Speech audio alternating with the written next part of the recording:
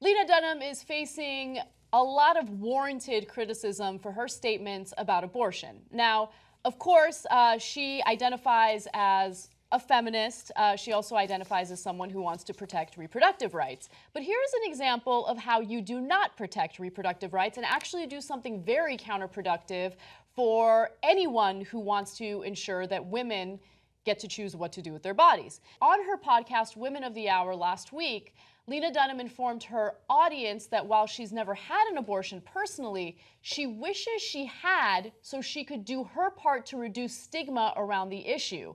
The story goes that when she was asked to share her abortion story, she didn't have a story to share. So here's her exact quote. "Now I can say that I still haven't had an abortion, but I wish I had." Okay, so what she's trying to imply there is, look, there shouldn't be stigma associated with choosing what to do with your body. And so I wish I had a story to share so I can help in normalizing this, right?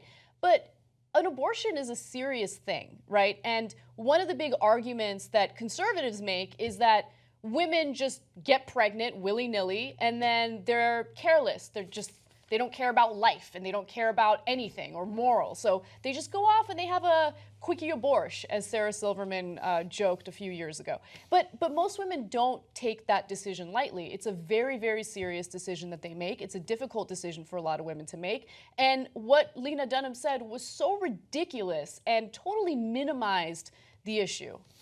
So I'm going to go around the bend on this one. Are you? Yeah. Mm-hmm. So let me explain.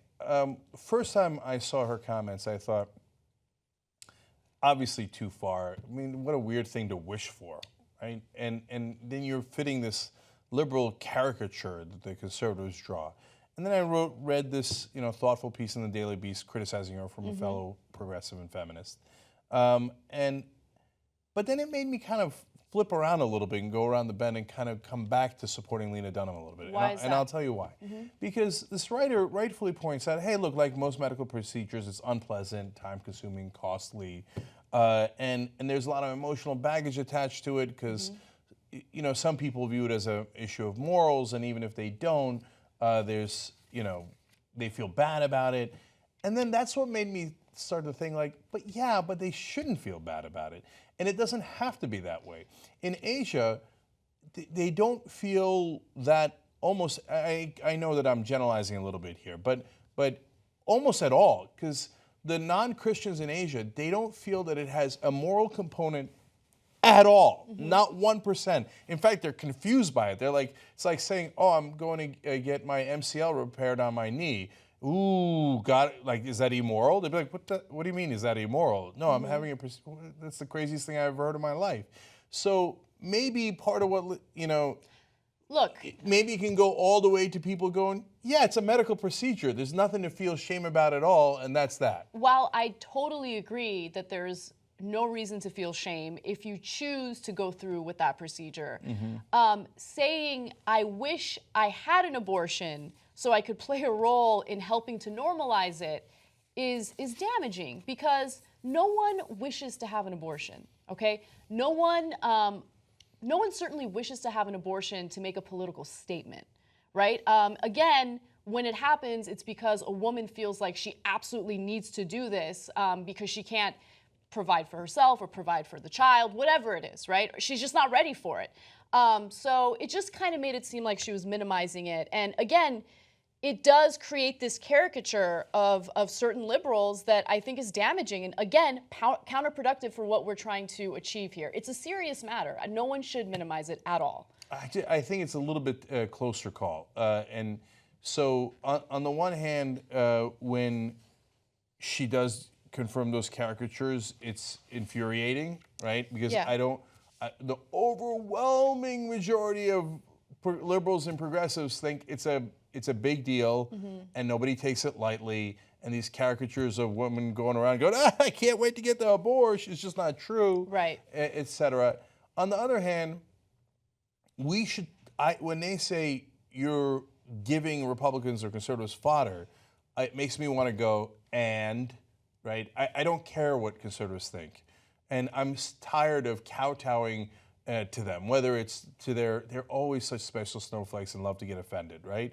And so, oh, if I find abortion immoral, you should find it immoral. No, that's like your opinion, man. And I don't have to, so if you can get offended by that, go cry in a corner, okay? Yeah. So, and I don't find it immoral at all, I don't. So if you're, okay, go ahead, cry right now. I'm cueing you, okay?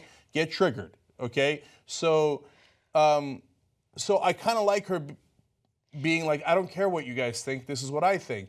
But overall, I'm going to rule a little bit against her. I'm going to be on your side and the writer's side here, which is that just be a little bit careful, right? Yeah. If you were going balls to the wall and you wanted to do it like I did and you intended it, okay, then I'm totally on your side. Yeah. But I'm not sure she had that intent.